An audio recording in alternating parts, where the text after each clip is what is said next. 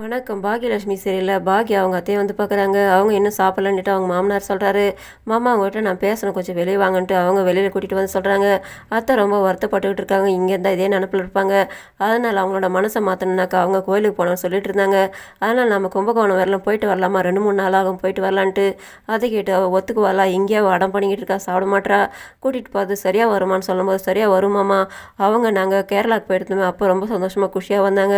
அவங்களோட மனசை மாற்றணுன்னா இதுதான் ஒரே வழி, நம்ம போயிட்டு வரலான்ட்டு. நீ 2-3 நாள் ஆகும் சொல்கிற, நம்ம போயிட்டு வரனாக்கா உன்னோட ஹோட்டலில் என்னமா ஆகுறதுன்ட்டு இருக்கிறவங்கள பார்த்துக்குவாங்க மாமா, நம்ம போயிட்டு வரலாம்னு சொன்னோன்னே அவரும் ஒத்துக்கிறாரு.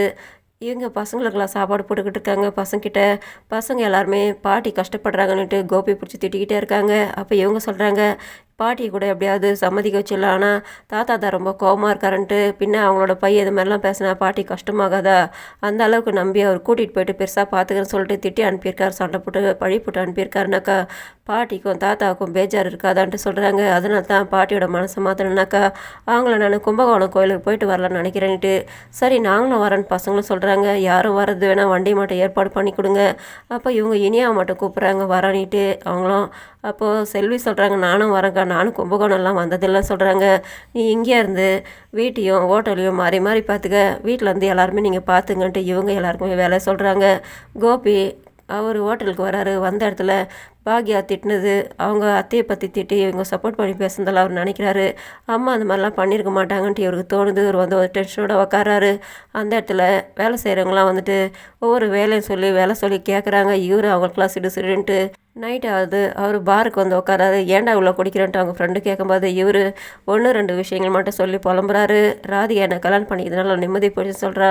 நான் கூட தானடா கல்யாணம் பண்ணிட்டு வந்துட்டு எப்படியெல்லாம் அசிங்கப்பட்டு அவமானப்பட்டு எங்கள் வீட்டில் இருக்கிறவங்க எல்லாம் இழந்துட்டு அவ கூட போயிட்டு இருக்கேன். எனக்கு கூட தான் கஷ்டம் குழப்பம் எவ்வளோ விஷயங்கள் நான் கூட தான் சகிச்சுக்கிட்டு வாழ்ந்துகிட்டு இருக்கேன்.